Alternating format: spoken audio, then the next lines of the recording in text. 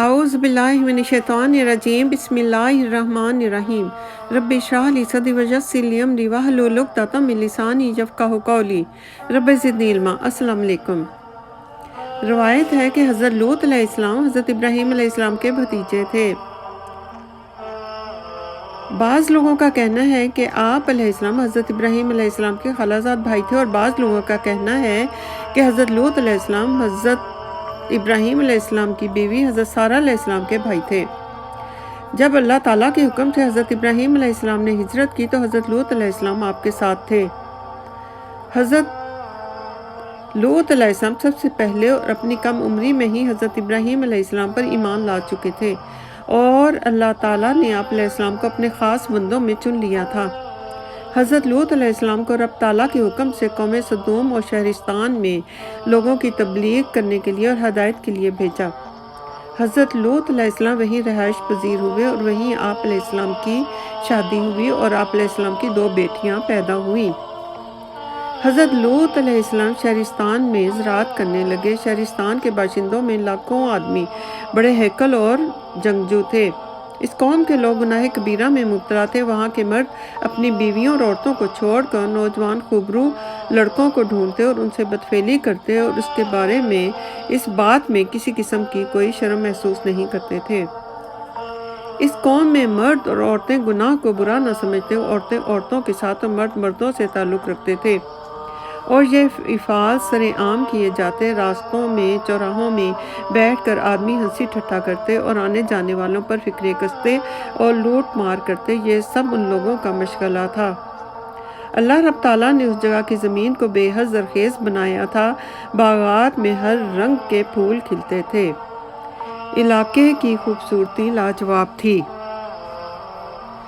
रुपए पैसे की फरावानी, फरागत और इलाके की खूबसूरती हुस्न ने इस कौम को बदमस्त कर रखा था, और यही वजह थी कि वो लोग अजीबो-गरीब मशागिल में मुब्तला होना शुरू हो गए थे।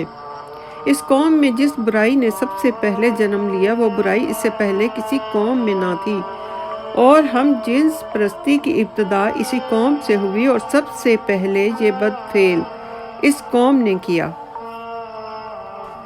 हज़रत लूत अलैहिस्सलाम शहरिस्तान के लोगों को बुराई से रोकते तो वो लोग आप अलैहिस्सलाम की बातों का मजाक में उड़ाते और कहते कि अगर इतनी ही तकलीफ़ है तो हमारे इलाके से चले जाओ। और वैसे भी हज़रत लूत अलैहिस्सलाम उस इलाके में बाहर से आकर आबाद हुए थे, और आप अलैहिस्सलाम की बीवी उस इलाके से थी। एक दिन हज़रत लूत अलैहिस्सलाम खेतों में काम कर रहे थे कि आप अलैहिस्सलाम की नज़र शहर के दरवाजे पर पड़ी। देखा कि 12 खूबसूरत कमसिन नौजवान इस शहर की तरफ चले आ रहे हैं। उन खूबसूरत नौजवानों को देखकर हज़रत लूत अलैहिस्सलाम परेशान हुए। जानते थे कि शहर के लोग किस कमाश के लोग हैं।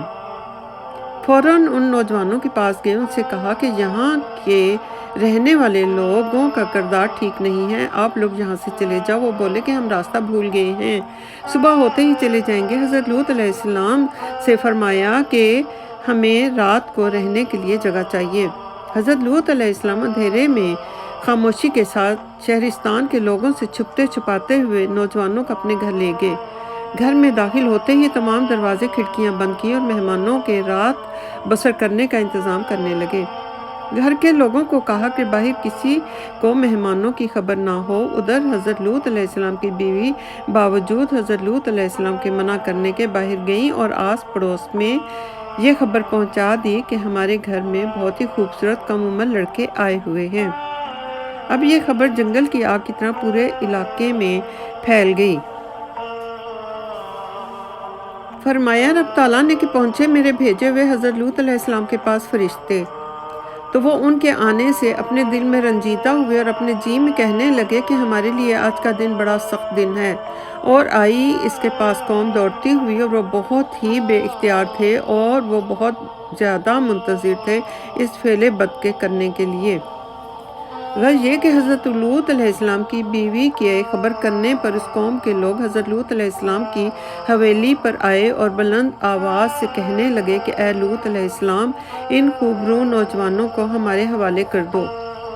हज़रत लूत अलैहिस्सलाम ने मारे खौफ के उन लोगों से कहा रब ताला ने कि बोले हज़रत लूत अलैहिस्सलाम, ए कौम, ये मेरी बेटियां हाजिर हैं और ये पाक हैं।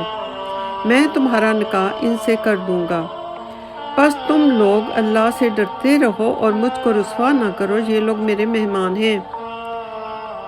کہا اے قوم میری، تم میں سے ایک آدمی بھی ایسا نہیں ہے کہ سیدھے رستے پر گامزن ہو اور وہ نیک بات کو سمجھنے کی صلاحیت رکھتا ہو۔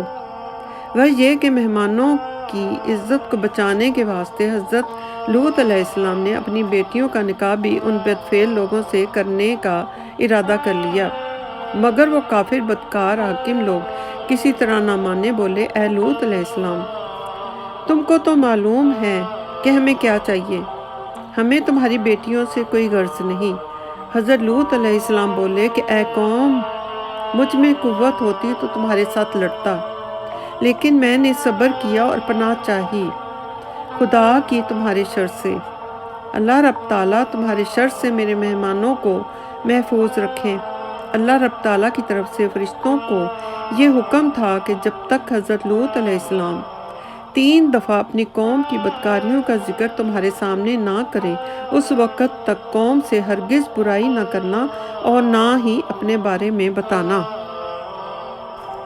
اب اس قوم کے لوگوں نے حضرت لوط علیہ السلام پر حملہ کیا، آپ علیہ السلام کو زخمی کر دیا۔ حضرت لوط علیہ السلام مہمانوں کے پاس آ کر بولے کہ میری میں اتنی طاقت نہیں کہ ان ملعونوں کے ساتھ مقابلہ کروں اور تمہیں بھی بچاؤں۔ ابھی آپ علیہ السلام مہمانوں سے بات کہہ ہی رہے تھے کہ ان لوگوں نے پھر آ کر حضرت لوط علیہ السلام پر ہاتھا پائی شروع کر دی۔ حضرت لوط علیہ السلام رونے لگے اور آبدیدہ ہو کر بولے کہ کس قدر مشکل ہے ان لوگوں کے شر سے خود کو اور تم لوگوں کو بچانا۔ وہ یہ کہ جب 3 دفعہ حضرت لوط علیہ السلام نے اپنی قوم کے لوگوں کی بدکاریوں اور اپنی ناطاقتی کی شکایتیں اپنے مہمانوں کے سامنے کر دیں تو مہمان بولے، کہا رب تعالیٰ نے کہ مہمان بولے اے لوط علیہ السلام، ہم بھیجے ہوئے ہیں تیرے رب کے، اور یہ لوگ ہرگز نہ پہنچ سکیں گے تجھ تک، سو نکل اپنے گھر سے کچھ رات رہے اور پھر تم میں سے کوئی شخص بھی منہ موڑ کر بھی نہ دیکھے، مگر تیری عورت تو انہی میں سے ہے، اور جو عذاب الہی ساری قوم پر آئے گا وہی تمہاری عورت پر بھی آئے گا۔ اور عذاب الہی کے آنے کا وقت اور وعدہ صبح ہے۔ پھر مہمانوں نے حضرت لوط علیہ السلام پر اپنا آپ ظاہر کر دیا اور فرمایا کہ ہم لوگ سب اللہ رب تعالیٰ کے بھیجے ہوئے فرشتے ہیں اور قوم لوط پر عذاب الہی لے کر آئے ہیں، اور ہم آپ علیہ السلام کو بتا دینا چاہتے ہیں کہ آپ آج کی شب اس قوم سے بچ کر کسی محفوظ مقام پر چلے جائیں کہ جہاں اللہ تعالیٰ کا حکم ہو، اور آج شب کو صبح کے وقت اس قوم پر عذاب الہی آئے گا اور عذاب الہی آ کر رہے گا۔ اللہ اکبر۔ ربنا آتنا فی الدنیا حسنۃ وفی الآخرۃ حسنۃ وقنا عذاب النار۔